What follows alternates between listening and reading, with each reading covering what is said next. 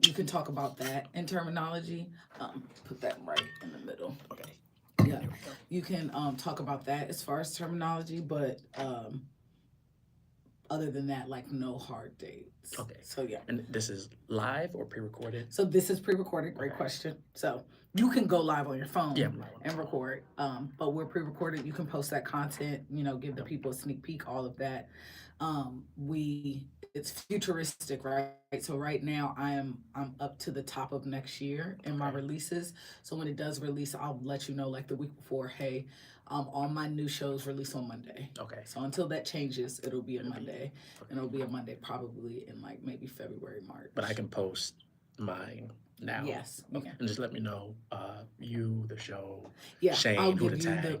Yeah. so it'll be DC Radio, Entertain DC in my tag. Okay. Yep. And am I good with this mic? Do I need to send you anything now, like music wise, or No, look so like be what ready? will happen is, before I get to the music, you have the camera right here, break your fourth wall. Okay. So I break my fourth wall often. So if you want to break your fourth wall I can be for like, serious or comedic relief, go have at it. Okay, so and all in all, have fun.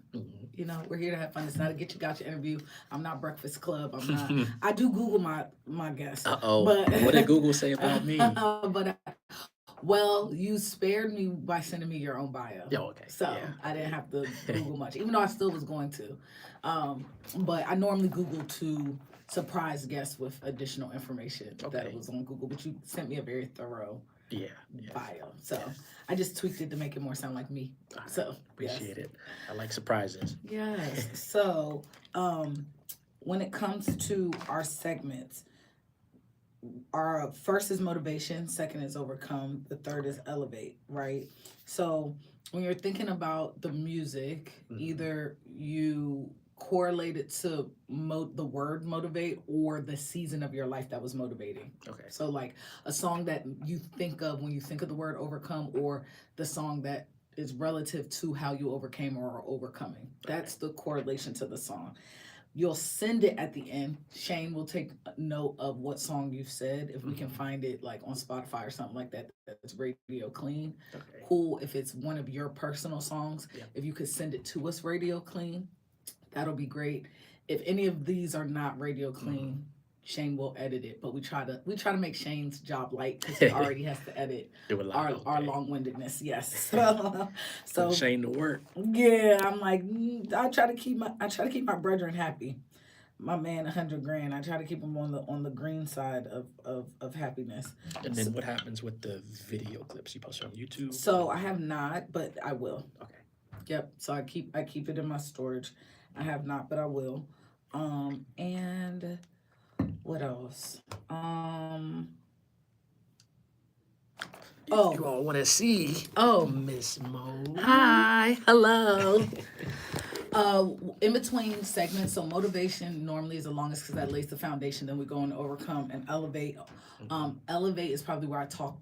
Well, we have the least dialogue because that's really where I just want you to talk about all the projects you're working on, what you've done in the past that have elevated your brain. You'll see how the conversation kind Okay. of flows, right? However, I'll be watching the time. So the Hmm. first segment is normally around about 20 minutes because you're laying the foundation of like what motivated you to get into the music industry or do what you do. Hmm. Overcome is like, again, triumphs, be as transparent as you can. Jesus Christ is my Lord and Savior. Yep. So I bring up God often and like Good. Same. what was prayer's role, God's role. If you bring up church, I'll ask about that. Hmm. And so I may even drop scriptures and stuff like that. So when you're thinking about um,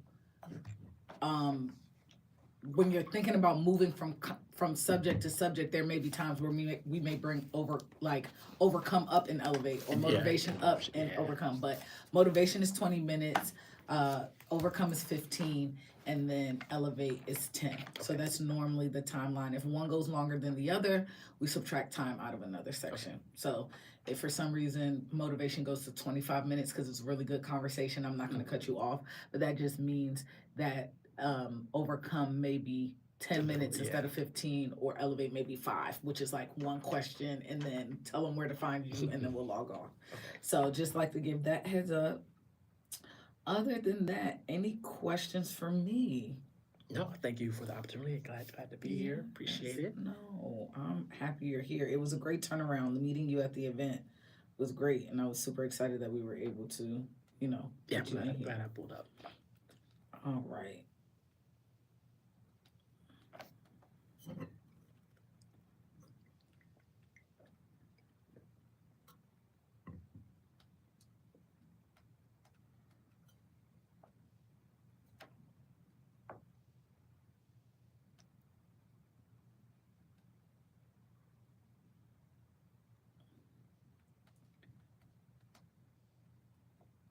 I don't need to push any. I see like buttons Oh yeah, and no devices. need for Okay. headphones. Yep, no All need for right. headphones. No need to push. Shane got it all down for us. Sorry, I'm pulling up.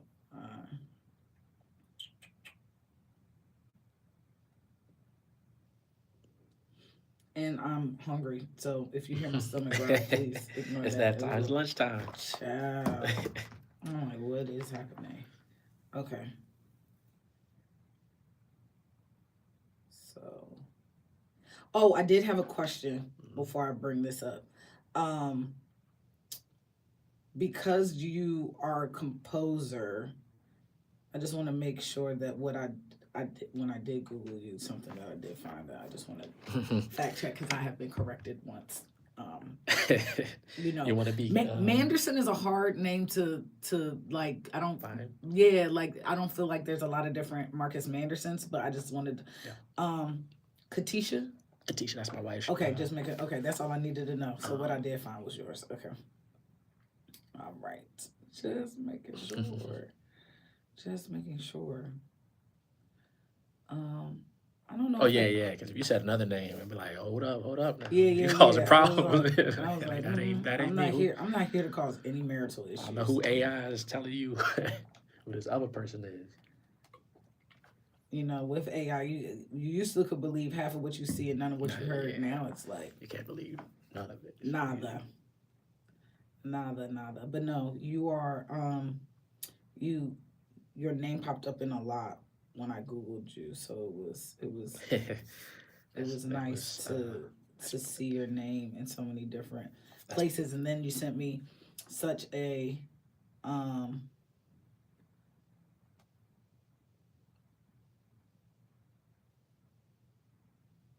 such a robust bio. Okay. Oh yeah. If it's too long, feel free to like No. chop it up. And, but yeah, that's been years of. There has been another person with the same name, and they had some legal issues. They used to be number 2 in the search, so I was like, I can't have that with people searching my name. So it's been years of like putting my content out there, suppressing that. So it's like on page 6 or 7 and 6, 7. It's back there. I get it. I get it. Okay. Okay. So I think I'm ready.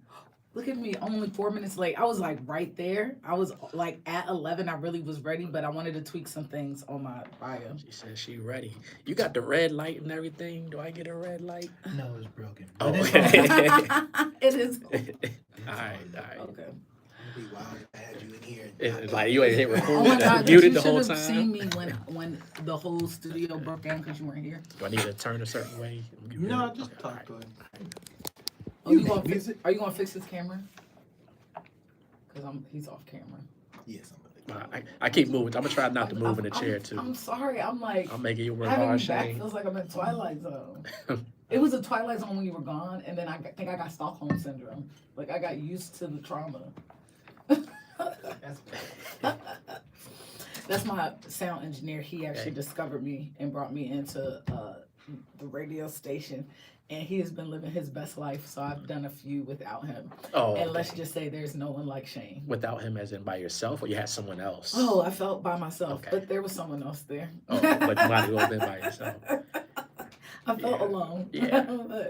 No, let me not do that. No, the staff has been great. They've been very supportive and allowing me to still record and do my thing. And your name is Mo. Yeah, my name is Mo. That is my nickname. My government name is Momina.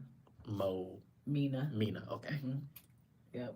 If you watched Nickelodeon when you were younger, you've. I watched Nickelodeon. It was Nickelodeon or PBS. Fina, Fofina. Oh yeah. Oh, I think it was Nickelodeon. Yeah. So I always I always bring that up. When I bring that up, people who watch it are like, and I don't think my name was really in the rhyme, but it But it rhymed rhymed with the rhyme that was in there. Yeah. So I always bring that up to give people the cadence of the how to say it, and Momina, yeah. it helps. It helps. But you like Mo.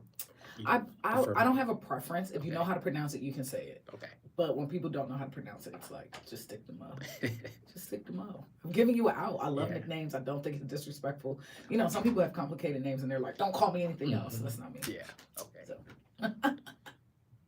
Shane and Mo. All right. All right. Hello, everyone. Welcome back to the Mo Show, where we talk to artists about what motivates them, what they overcome, and where they're elevating to. And it's me, the hostess with the mostest energy, your favorite host, motivation, Mo hype, Mo. You know what we do here. So I have a new friend that is a very talented person. And you've probably experienced this person's work without even knowing their name. And you've heard of his music while watching Netflix. You felt it before in a movie trailer before it even started. You've experienced it through television, sports, video games, live events, and some of the biggest brands in the world. Because while most artists chase the spotlight, my friend today creates moments that become the spotlight. From composing the theme for Temptation Island Season 2 to creating the opening music for the Little John and Pitbull World Tour, his work has become the soundtrack behind stories seen and heard by millions across the globe. But what I love most about my guy, is that this journey did not begin in Hollywood. So we'll talk about that because where we met, that was a subject of conversation. It started, and y'all know how I feel. It started in the church house. Hello, hallelujah. It started in the Lord's house. Raised on gospel, influenced by the sounds of his Jamaican roots and inspired by Virginia music legends like Timberland, Pharrell, Teddy Riley, and Bink. He developed a signature sound that opened doors around the world. Today, he's not only composing music for film, television, trailers, games, and global he's also helping the next generation of creatives learn how to build lasting careers doing what they love. His mission is simple: create music that connects with people, inspires emotions, and tells unforgettable stories. So today, we're talking creativity, faith, business, sync licensing, because that is a thing, business 101, and what it really takes to build a career that's heard around the world, even when your face isn't. Introducing to some, presenting to others, Marcus the Fingaz. The Fingaz. We ain't gonna put your last name out there. They don't even know all that. Damn. Welcome to the show. The crowd goes wild. Thank you. Appreciate it. That was an incredible intro too. Man, humbling to hear it all, like in the way you put it. Yeah. Thank you for having me. Glad hey, God did it through you, you, for you, and with you. Still is. He's still working. Yeah. So it's a pleasure and an honor to have you here. I'm gonna jump right in. Okay, let's do it. So you are, if the word is not eclectic, but you're an eclectic skill, right? Like different channels, but they're all roots in music. So my question that my family, my community knows I always ask is, when did you fall in love with hip hop, Brown Sugar Records, right? Ooh, okay. So you can either answer it that way, or you can say, when did you fall in love with composing? Okay, there's a little bit of both. So I've always, growing up in Virginia, just always been a fan of some of the producers you mentioned, you know, Timberland, Pharrell, Teddy Riley, Big, Knots Raw, the sounds that they were developing. And having that, and also growing up in the church, so having like both sides, so hearing like what Timberland was doing with Aaliyah, but then also hearing, you know, the Richard Smallwoods and the Kirk Franklins and Shirley Caesars, and then blending that together. Is like, you hear a lot of people doing it on social media now, where they're blending, you know, the hip hop and the R&B with the gospel music.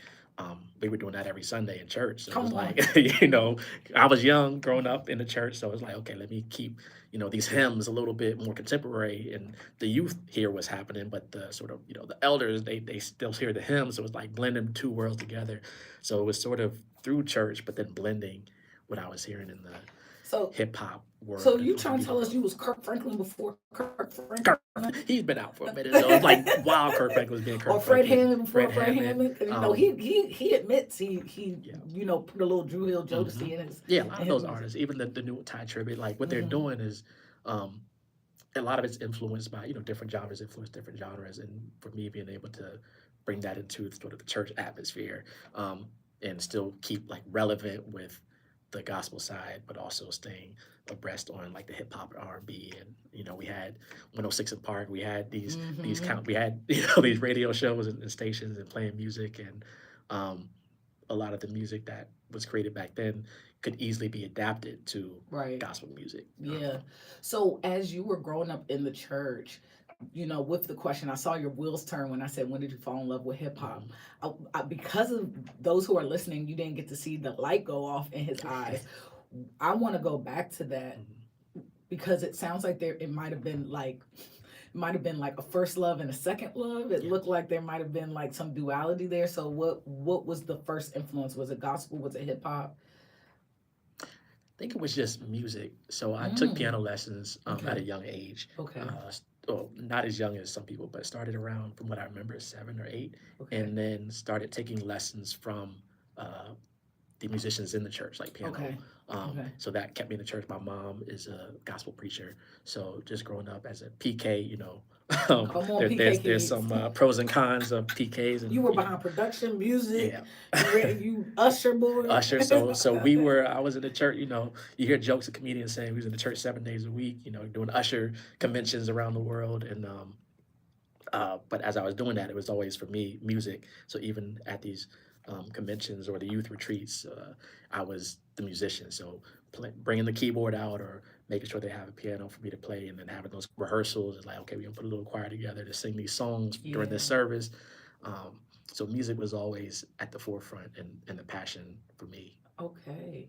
So to hear that music was from, I'm gonna say you popped out and you were there, right? hmm You were in the church, you were in front of the musicians.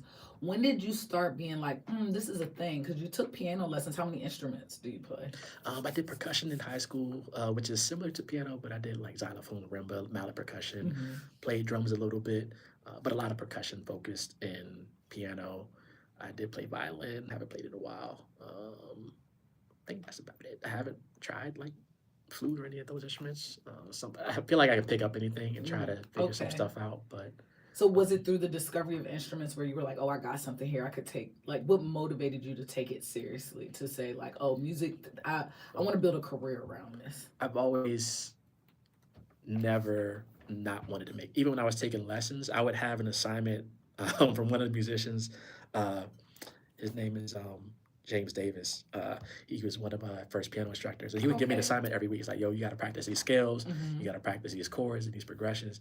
And he would give me a book where I had to write in how much time each day I spent practicing. And I didn't lie. I was like, "Yo, I spent like 10 minutes." Um, but then I would be practicing for like 10 minutes in one day, and then I would spend the next hour just doing what I want to do. And he'd Okay. be like, "Yo, you ain't practicing enough. What are you doing?" And I'm like, "Yeah, I would practice for 10 minutes, and I just my mind, I would just be creating or doing something else, still doing music."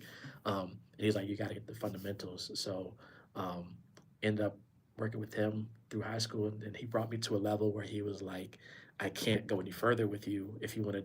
Keep going further in like college and study music, you have to get sort of like a classically trained Okay. instructor. So I was really late to that game, but my junior or senior year in high school, found a classical instructor who was able to get me enough material prepared for a college application or college audition to get into college. And then my first semester in college, I had to like really practice to catch up to other students who were studying classical music from like when they Mm. were like 2 years old. Okay, Um, okay. Did you go?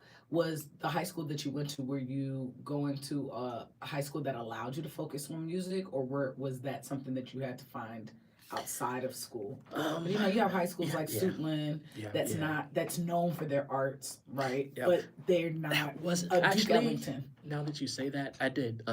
So it wasn't as integrated as it is now these days. Hmm. This is over 20 years ago, but I was at Woodbridge High School in Virginia, and they did have a couple music theory programs. They had bands and things, so I was able to take some courses in high school, that allowed me to test out of some college courses because of the programs they had there. I think now they have a lot more different programs, different schools in the area. There's one school that focuses on like swimming and one that focuses on like automotive maintenance. So they have these areas of expertise that students can tap into. So that was like the music school when I was in high school.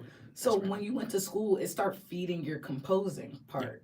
So it started making you be like, okay, so even though I only did 10 minutes of practice, I started doing my own thing. I can now kind of Yeah. continue creating and doing my own thing. You do other kind of, I'm going to say, avenues of music that people don't think about, like video games, right? And movie trailers. Did that start young? Like, were you watching a movie one day or on video games and then was like, I could, if I did the music for this scene, it would be Yeah. more this or it would be more that. Like, when did that come in young? Was that more No, as you that got came older? in during the pandemic because my main focus growing up, I was over 25, almost 30 years just playing in the church. Like we wouldn't even be having this conversation if it wasn't for the pandemic. For all the bad stuff during the pandemic, there were some blessings in disguise. But when the pandemic happened, church went virtual, and I had a lot more musical time outside of church, and I found that a couple things. I enjoyed sleeping in on Sundays. Church was, it's a great thing to have that community, but it was taking, for me as a musician, a lot of time away from family because I was practicing, learning music outside of the church. And then we had rehearsals 2-3 days a week, and each rehearsal was about 2-3 hours. And then we had to be there all day Sunday.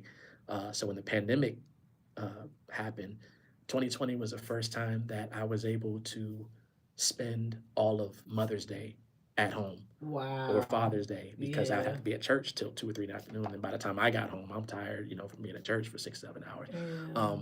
So I was like, this is taking a lot of time, and while it was paid, it just wasn't worth the time I was putting into it. So I realized that, and then the other thing I realized is that I get more fulfillment and I serve the world better by creating music as opposed to playing other people's music. So I was able to lean into that during the pandemic.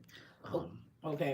I know it's a lot. No, that was good. That was good. And I wanted to pause right there because I think you hit something that, as a person who leads in church as well, there's a tension that has to be held in ministry that God's kingdom, it's everywhere.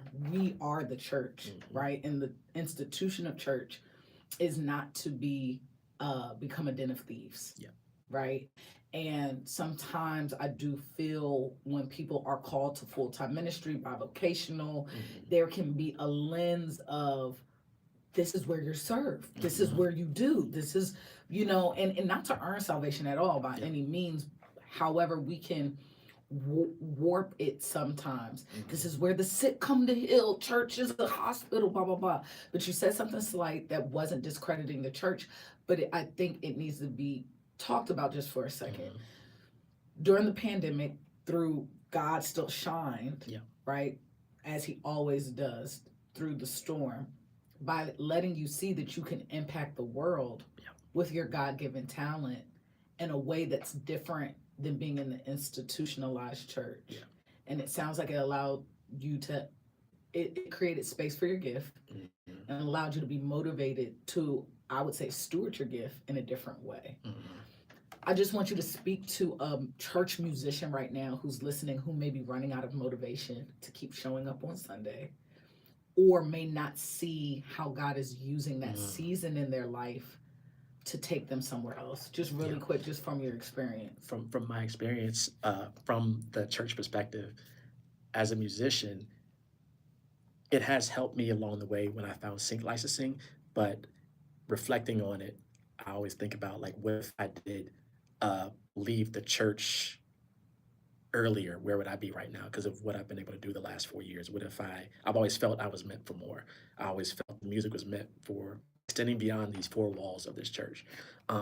And when that started happening, I would be sending musicians instrumentals and like rappers that, they use explicitly. I had one rapper reach out to me when I sent him like a pack. He was like, your music makes me want to cuss less. And I didn't know that would come through in the music. And then there's another side. I'm gonna share this. I've shared this one time on my YouTube page, but You're free here, go. yeah. So this is the particular instance I had with the church I was playing at. any music I created, according to my agreement, the church would own 100%. So if I made any music while being that was sort of gospel-ish related. So I never really leaned into that. There were some great writers, some great singers. The church has some of the best musicians, and I would have loved to do an album for that particular church, but I didn't want it to not have ownership of what I created. And because of that, I just did learn the music I had to play, and that was it. Maybe I had some liberties with doing some arrangements of the songs we are playing, the hymns and things, but nothing that was recorded or put out.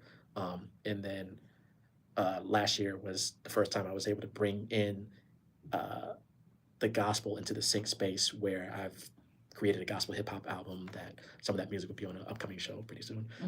But I now have 3 albums out, and hopefully I'll have the 4th one out this year. But being able to bring the gospel influence into the sync space, where a lot of artists that I'm asking to be on these projects, they're saying they've never had the opportunity to express their faith on, through music on like a sync project.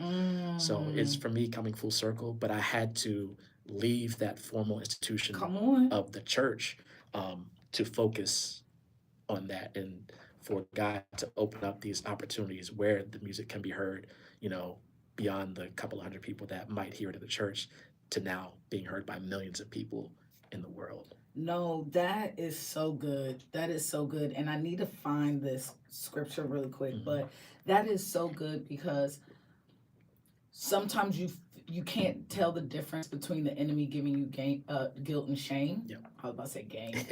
Guilt and shame.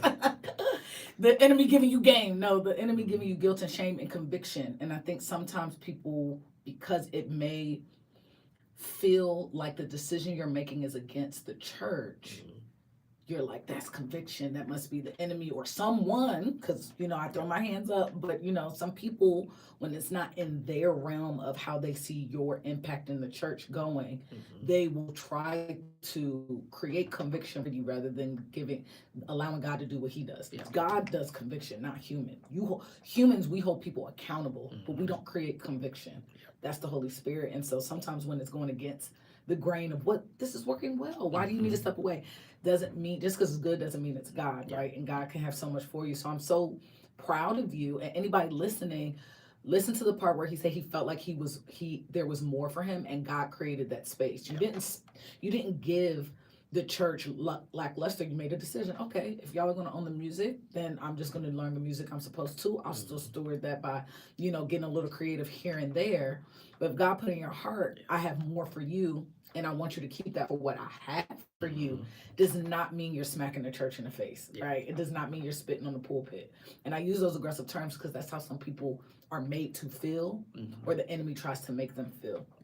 But there is a scripture in the Bible. I can't chew and walk, so that's why it took me a second. There is a scripture in the Bible that talks about two people separating but became better after. That was my So I also didn't tell you this. When we get to the part where we'll talk about music, if you say that's a verbal mark for him to know that you need to think out loud, because I know you didn't pick your music. I want to keep the chew coming, can't walk though in there if we can, but the okay. So I knew who I was talking about. All right, I'm back. So the scripture that I was talking about, I was specifically talking about two, Joseph and his brothers and Paul and Barnabas, but I see now there's also Abraham and Lot, right? They separated peacefully, right? And then after they separated, God reaffirmed and expanded Lot's covenant, his covenant with Abraham, right? There was things with that. So separation creates room for God's promises to unfold. I was thinking more about Paul and Barnabas simply because it came from a disagreement, right?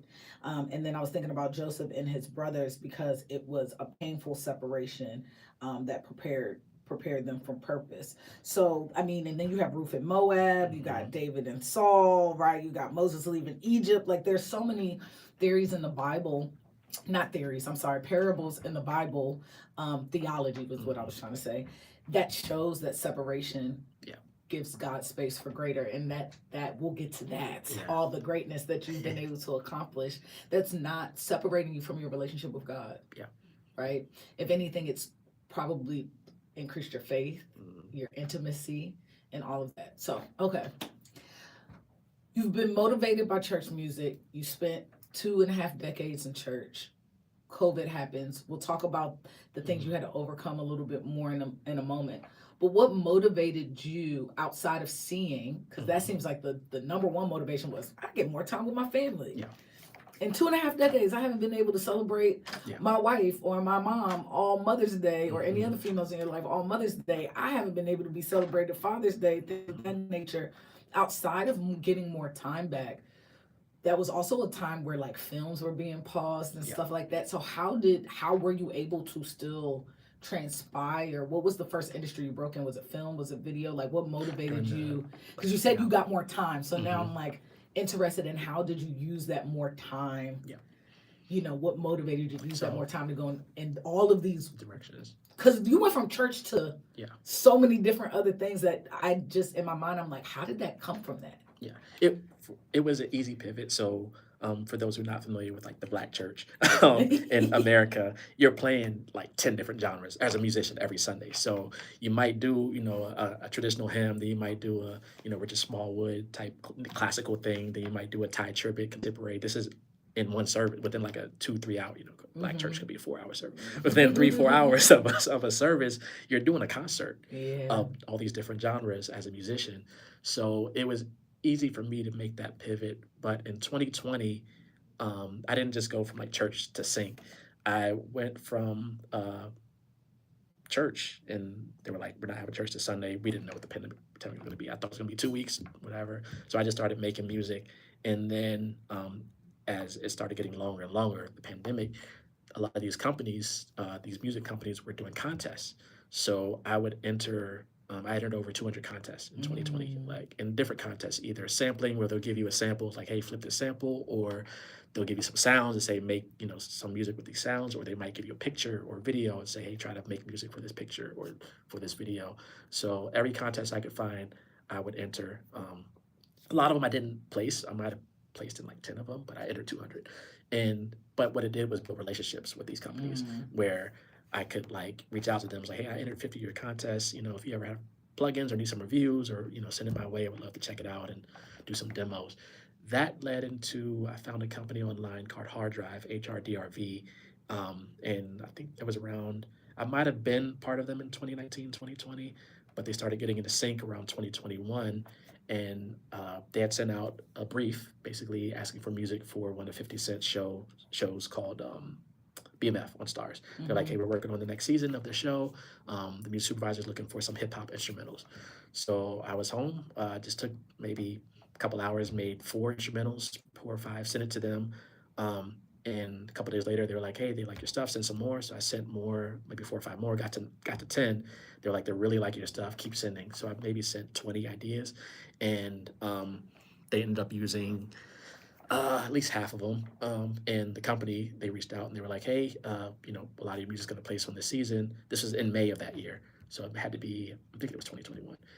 And they were like, you're gonna get paid $2,000 for each placement. But you're not gonna get paid until December. And I was like, okay, that's kind of weird, but you know, whatever. They sent paperwork, I signed it, and didn't think anything of it until December of that year. Got a nice bonus Christmas. And I was like, okay, I got to figure out what this sync thing is about. And that sort of opened, I was in sync a little bit before that, but I didn't think about it because I was so focused on church.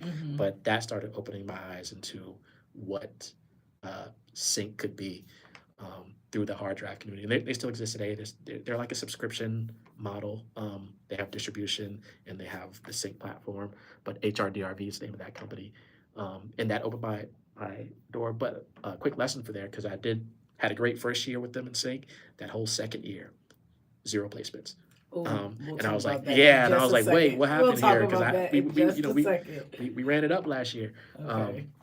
So that's when I had to start learning about sync and then going to conferences, and then that led to me sort of entering the public speaking space and putting on panels at these conferences. But that sort of what got me back in the sync during the pandemic. Was that. Okay, that was a great segue. So, church, 2.5 decades in church motivated you, inspired you, and planted seeds in you of music, from playing the piano to stirring up your creativity to compose, and it really laid the foundation to what is now the Fingaz. One other thing that's also laid the foundation. I went to college. I went to James Madison University in Virginia as a music major. Um, I met my wife in college, uh, and we got married in college. Oh, I was 19 when we got married, wow. and this was '04. We've been married 22 years. Um, and Shout out to wifey. shout out to wifey. Okay. So I couldn't do any of this without that foundation, and that was, we were dating. We were college students. We were doing stuff in college. We were dating, but we went to see this movie that came out called The Passion of the Christ, and it was just the conviction of the movie, and we were like, you know what, let's just get married. And we didn't even tell our parents. We went to Justice of the Peace, March 3rd, 2004, got married. We told them that night, and then they were upset, not that we got married, but upset that they weren't involved. So we had we got married March 3rd at Justice of the Peace in Harrisonburg, Virginia, but our wedding is June 5th. Okay. Was June 5th that year. Okay. So the wedding was for them, the marriage was for us. Right. And here we are 22 years later. So that foundation, because I couldn't be doing what I was doing. And my wife, going back to the church, she has been, while I was playing in church, she was always asking me to leave the church. And going to your point, not leave God, but because it was taking all the time away. And a lot of times, I see now that she saw things in me that I didn't see. I was like, yo, let me play the church. Come on, helpmate. They're paying me a little bit, taking care of bills and stuff. But yeah, in hindsight, it's like it wasn't worth the time and effort and energy I was putting in, and for what they always ask the musicians to sacrifice. Like, play the service, we don't have money to pay you. Yeah. Meanwhile, pastor's making 6 figures. That's a whole other story. Well, shout out to wifey Yeah, for having the discernment and the helpmate vibes. Ooh, okay, that was so good. So I'm gonna call this the motivation of discernment. Yeah. Okay, the motivation of discernment, because you went from church to marriage to COVID, and it all laid a strong foundation of who you are today. If you could wrap this in a musical bow, what song would that musical bow be? So it had to be, I think every song I would say is one that I wrote, but there's a song that I produced, and it was the first song that made me realize I can bridge this gap between gospel music and sync, and it's called There's Nobody Like Jesus, and it features some artists from Austin, or from Texas. They call Tribe Mafia, and they have another artist named Radix, who's also in Texas. But I sent them an instrumental, and I was like, I want to put together a gospel project, and it was for a Tyler Perry movie last year. And I was like, I want to put together a gospel hip hop project, and I have some instrumentals, laying around, and I'll create more with organs and stuff.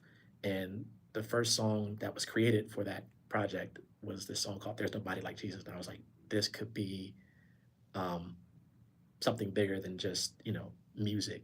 And it helped me realize I can bring this gospel music into this space and keep it authentic to, my gospel background. So I would say that song. It's called There's Nobody Like Jesus. All right. Well, we're going to take a quick song break, and we're going to listen to There's Nobody Like Jesus, composed and produced by you, the Fingaz, with the artists Tribe Mafia and Reddit. Tribe, Tribe, Tribe Mafia. Tribe and Mafia. Radix is Raddix. Okay. We'll be back. 4 minutes? Was that 4 minutes? Because my Google search was only like 30 seconds, right? Or a minute. Was it a full minute? So 5 minutes. Can we take I feel like Overcome is not gonna be that long. So should we take maybe 3 and make it 14 or 15? 14, 15, aim for 14, 15, and then take the 2 off of Elevate. Okay. All right. That was good. Keep it all in there. That was good. Oh my gosh. Okay. Now we're going to overcome. Okay. Right. So to know that that song made it to a Tyler Perry movie. Didn't it was pitched to it? It didn't get on. Oh, Enough. okay, Yeah, okay, so okay. Come sad, on, Tyler. sad. Come Come on, on, Tyler. TP. Come on. Come Yeah, I on. gotta talk to Tyler. Come on, we gotta talk to Tyler. Hey, it's gonna It's happen. gonna happen. It's gonna happen. We already Mhm. know. Okay, so we've laid the foundation of motivation through church inspiration, wifey, Mrs. DeFingers is what we're gonna call her, and the overall hidden gem in the pandemic. So I want to kind of revisit that because there were some things that you had to overcome. You had to overcome the fact that you married young. You're getting to know your wife in a different capacity, while also realizing like this church thing isn't isn't isn't allowing me to I hate to say stifle, but it's just not allowing me to grow in the gift God has given me. Yeah. What were you overcoming when it came to fear and faith Mm-hmm. during that time? Because if my ears are keen to what I hear, it sounds like entering 200 competitions, there was a boldness that came about after you experienced getting time back. Yep. That ignited your faith. That I think previously you were fearful, like, okay, well, church is paying the bills, while your wife is like, is it really? Because they're asking you to do things for free. You know what I Yeah. mean? So there, it sounded like there was like maybe a fear and faith tug. Correct me if I'm wrong, but that's just what I kind of hear a little bit. Can you talk about what it was like overcoming that then allowed you to elevate the way you have? Even just growing up, as I like reflect on the church experience, there's been obviously the good outweighs the bad, but there's been those bad moments that uh, seem to take the light at some point. So even when we got married, people in the church are saying, "Oh, she must be pregnant. They're going to divorce in 2 or 3 years. Wow. They're not going to last." She wasn't pregnant, and we have been together we've been married 22 years. So but I guess people, what is it called, projecting their fears or whatever onto our relationship. So we Say that had again. to Say that people again. projecting their fears. Say it one more time for the people in the back who blame God, people.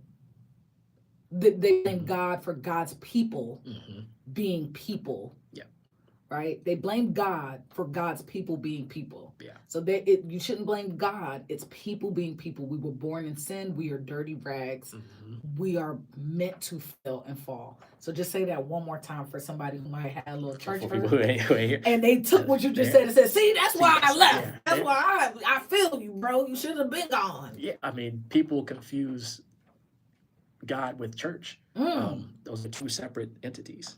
The church, a lot of churches they're literally an entity. A lot of them, some of them are profit, but a lot of them are just nonprofit entities. God is not a nonprofit 501c3. I hope never y'all said got that y'all pen and before. paper out. But Clock it, okay? But people treat God and religion like that, like like Santa Claus. Like, I'm gonna say this prayer for this car, and I'm gonna get this Tesla tomorrow.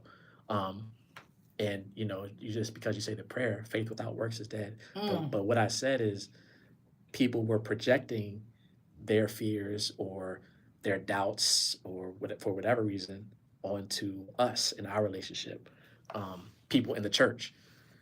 So we had to basically just ignore that, and we continued on our journey.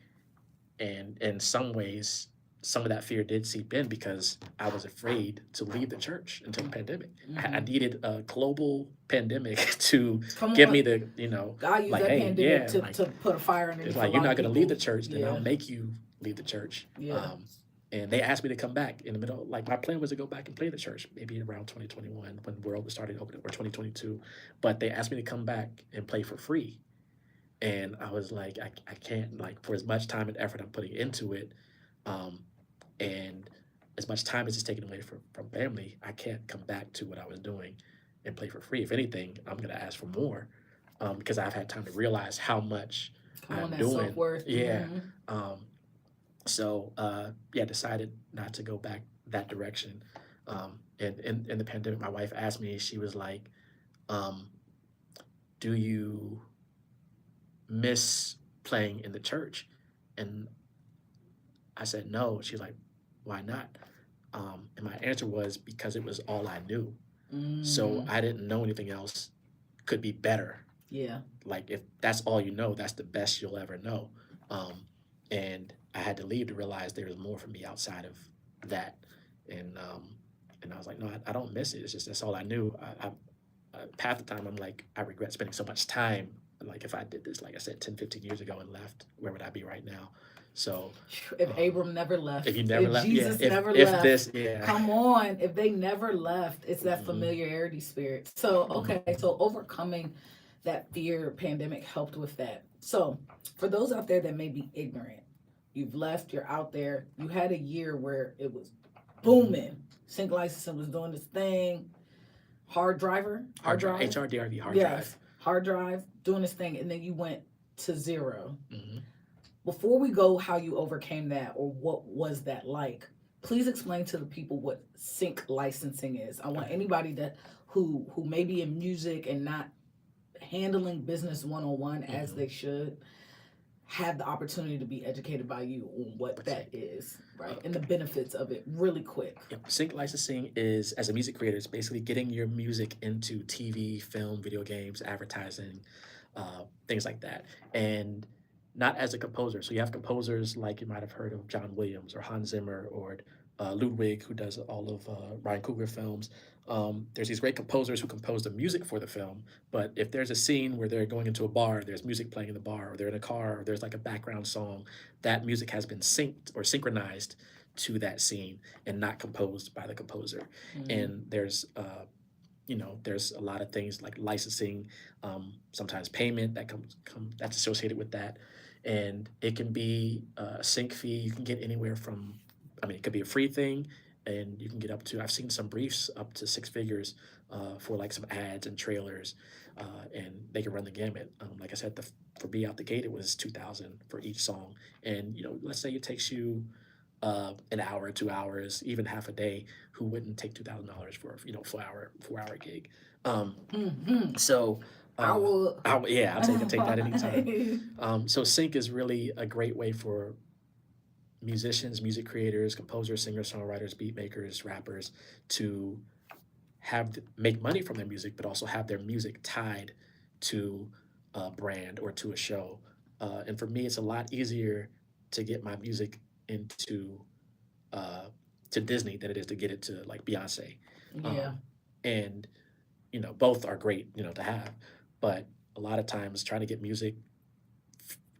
paid from music that lands like on an artist album is you're lucky if you get anything if you're not like the top of the top producers. Yeah. So sync is another way to monetize your brand, but also to market yourself or your brand as a music creator. That's great. Thank you for that. So you did well with that out the gate. Hmm. You put in the work, Yeah. 200 submissions, right? And then one landed, BMF, put in the work for that one again. Had a great Christmas bonus. And then was it after that where you started to see it flatline a little bit, or was Yeah, it? so I wasn't seeing so in sync there's these things called briefs where they say, hey, we're working on the show, or we have this opportunity to have music for this scene and we need music in this lane. Sometimes it can be very specific and say we need it in this key, in this tempo. But I wasn't seeing those briefs from that one company. So in my mind, I'm like, okay, I got to just start finding similar. I wasn't like exclusive to them. So like, let me start finding similar companies. Let me start finding communities that I could tap into. I would go to social media, hashtag sync licensing, start looking at reels and YouTube podcasts and panels, and then started going to events in 2022. I went to a music conference in LA. I've heard about it for years. Never could go to these events because a lot of them would be either during the week, and I also work full time, but then I was playing in church, so I couldn't go to the events on the weekends because I'd be playing in church. Yeah. Um, and just really quick, going back to the church, because some people might say, like, why didn't you just ask someone else to play? I asked someone else to play for me one time. It was watch night service, and every year, like clockwork, I would just be playing in church, and my family would come in around 11:50, 11:45, so that we could bring in the new year together. Watch night is a service that some churches do that leads into the new year on Yeah. New Year's Eve, for those who don't know. Mhm. So I asked a musician to play because I was like, you know what, for once in my life, I'm just gonna stay home with the family and we'll just bring in New Year's at home. And I'm getting a call from like deacons and pastors. They're like, "Yo, why aren't you here?" And I was like, "I have emails, I have text messages with the other musician who said he was going to be there this night. I have a whole thread from the last month. Like, yo, we're doing a family thing. We might even been on vacation." And he just never showed up.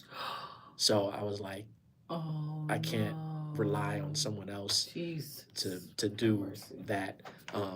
And I shouldn't have let that affect me, like time and stuff. But Mhm. that was the one time I asked, and they didn't show up. So for me, it's like, okay, I'm just gonna But it be tainted there. almost tainted the credibility of Of who, yeah, who you were, not even who that was, but who you could get, right? yeah, Because now it's like if someone's not showing up, the yeah. pastors and deacons is like, "Are you Are sure?" you Because sure? Yeah, last time, yeah. So right? now it's like, So it, so it I don't want to ruins it. put um, them in that situation, but then realizing that every time I was going to church and taking time away, or we're trying to book a vacation, it was like, we got to leave after service Sunday. We got to be back. We've literally flown back on like red eye. Like, and my wife would drop me off at church next Sunday. Our vacations had to be between Sunday and Saturday, Yeah. and so it was a lot. Uh, but when I started getting into sync, I started finding these conferences and events. And there's one in LA called NAM, and I was finally able to go because I didn't have to play in church.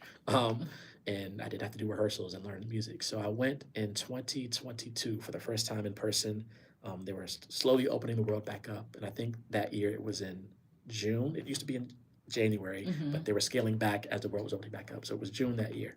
Um, I went and I found myself. NAM is a conference in LA where they have these music merchants, like people that make pianos and guitars and drums, Okay. and it's like a huge, like 2 or 3 warehouses of instruments as far as the eye can see. But they also have workshops, and I found myself in these rooms where they're talking about production, but I didn't see anyone that looked like me or you on stage. Okay. It was always older white gentlemen talking about production. They're, top of the field. They're mixing the biggest records in the world or producing the biggest records, but I didn't see anyone talking about sync. So I pitched to NAM a bunch of ideas, and I didn't tell them the full plan. But in 2023, I had 8 African American men on stage Come at the on. world's largest music conference talking about sync licensing. And they put us in the smallest room.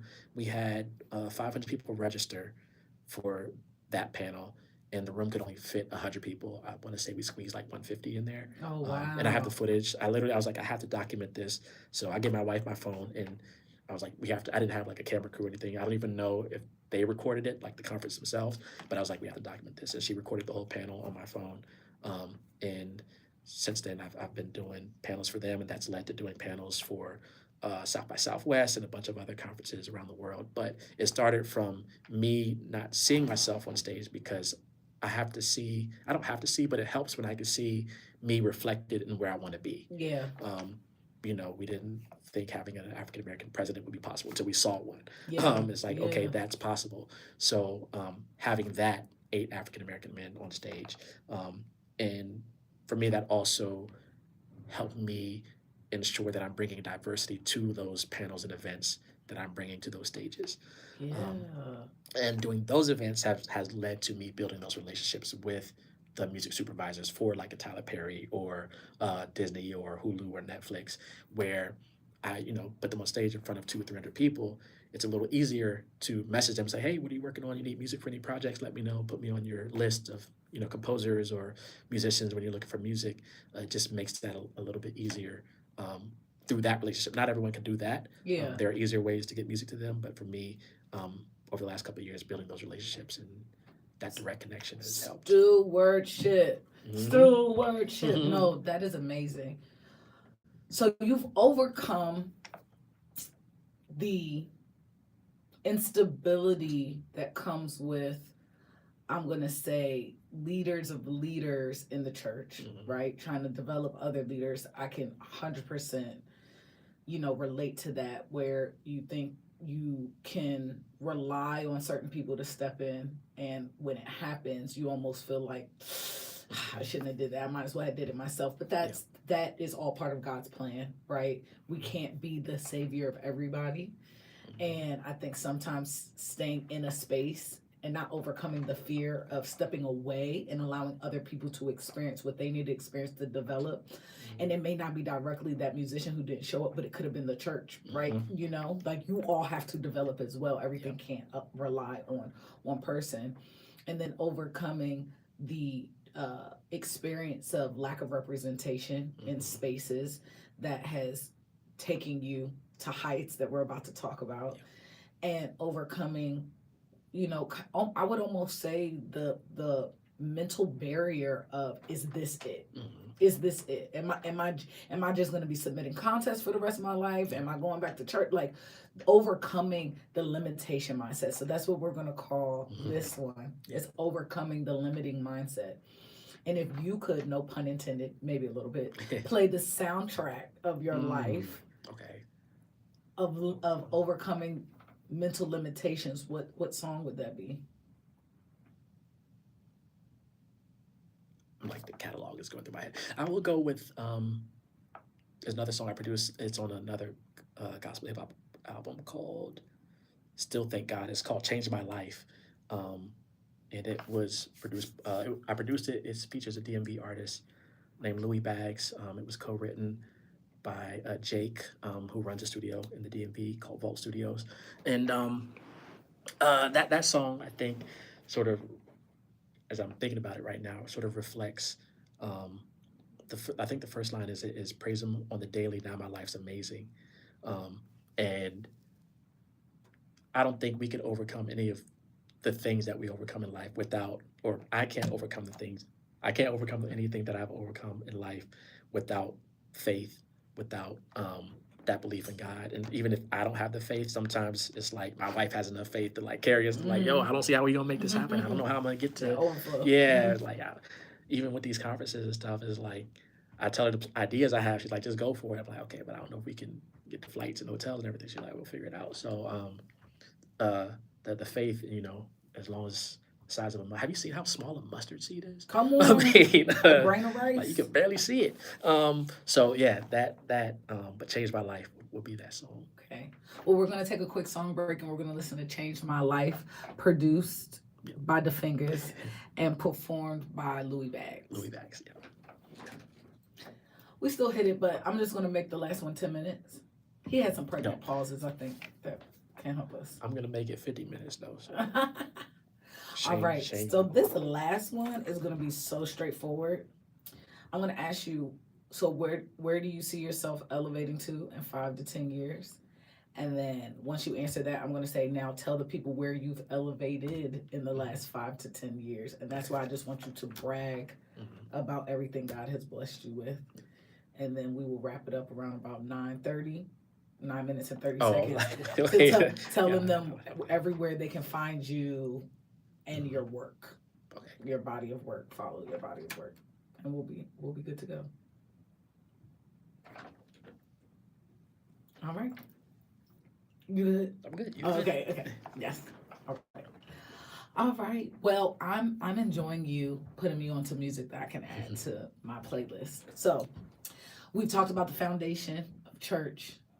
And I'm going to say the streamlined string that it still plays throughout your life, but the motivation of the foundation it laid, and then the motivation that came from the pandemic. You overcame fear.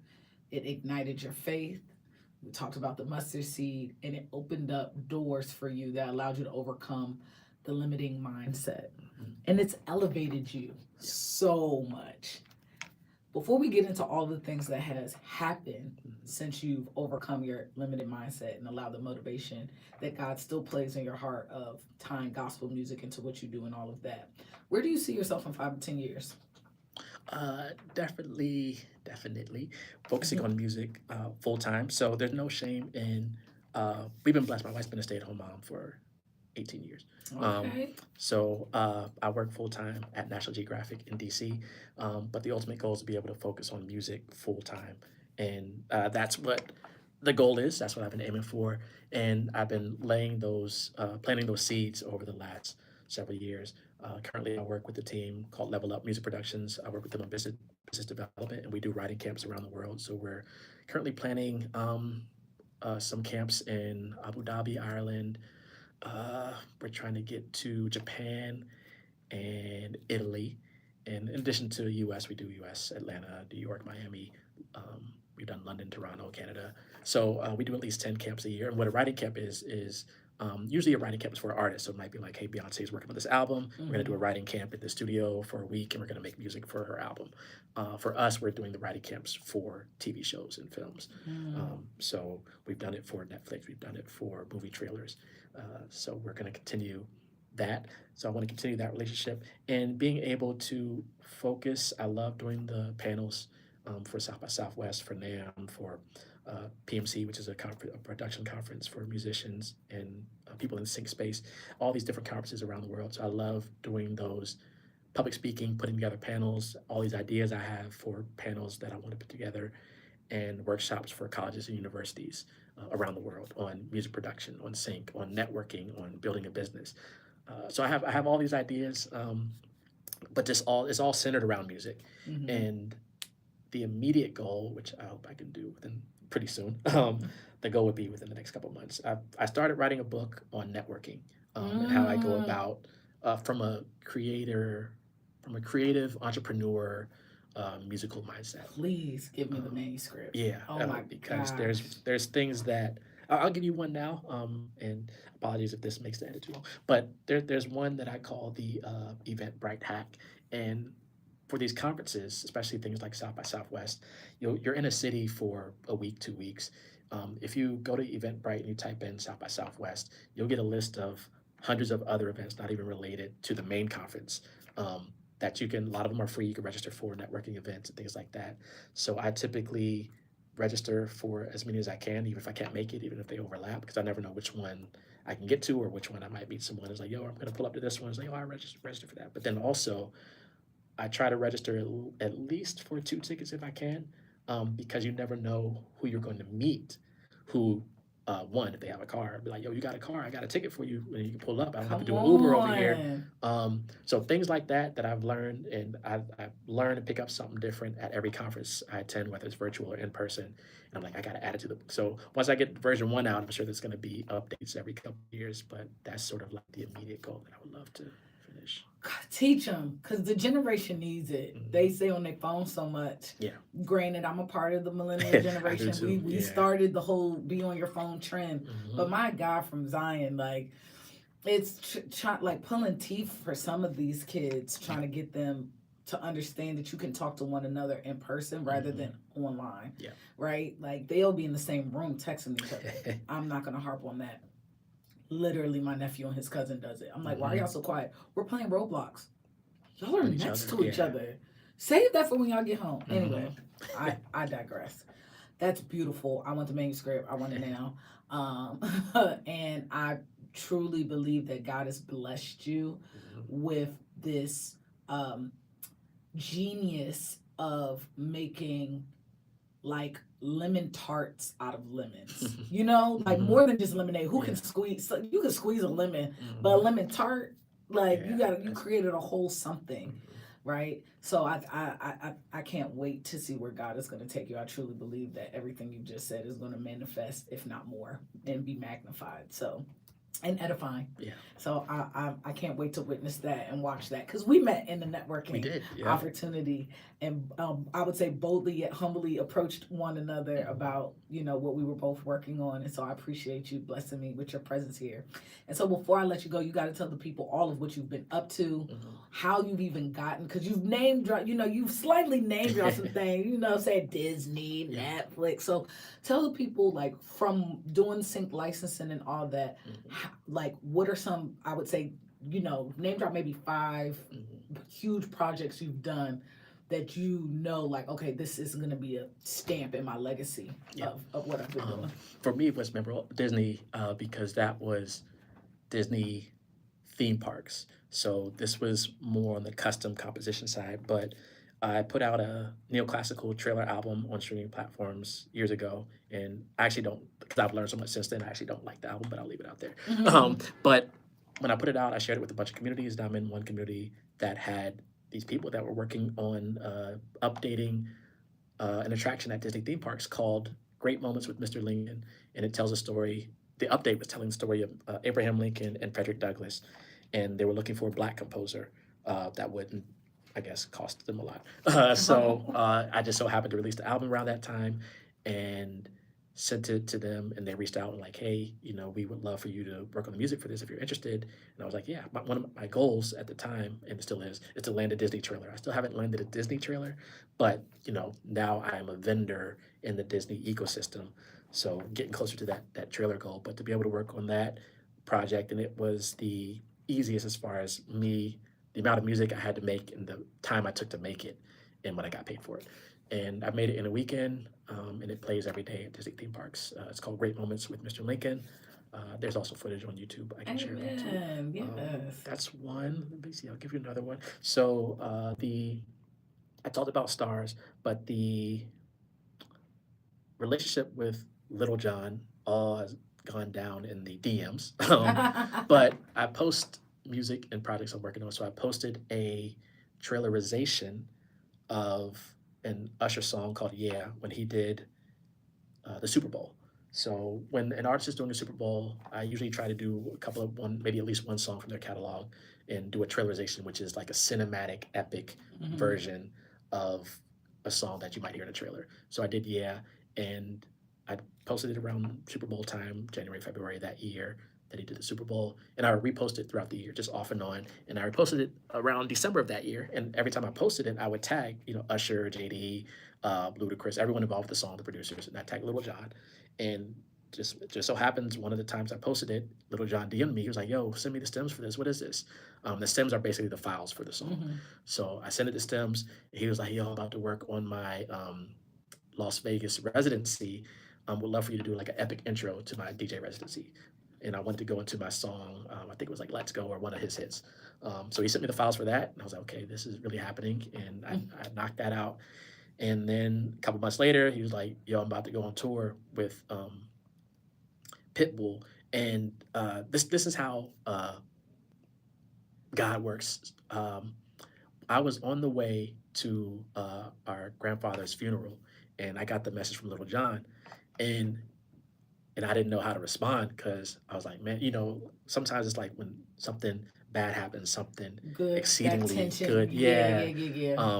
So I just told him, I was like, man, I appreciate the opportunity. I don't know when you need this, but I'm on the way to, a family funeral. I can lock in and work on it when I get back if I have, like a couple days or a week. And he was like, yeah, bro, just take your time, just work on it whenever you can, and let me know.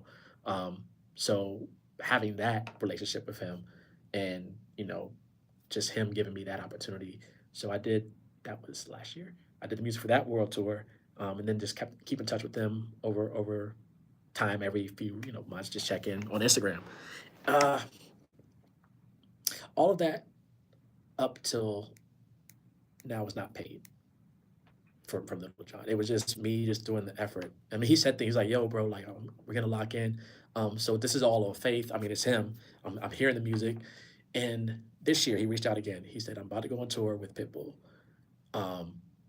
and I want you to do an intro for this tour."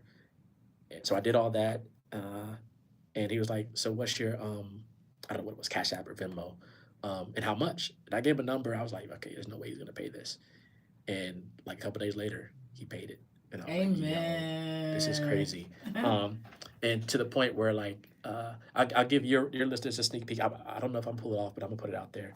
One of my goals, going back to your last question, for next year is to have him on stage at South by Southwest. So that's what I'm aiming for. Fingers crossed. Thank you for blessing us with that.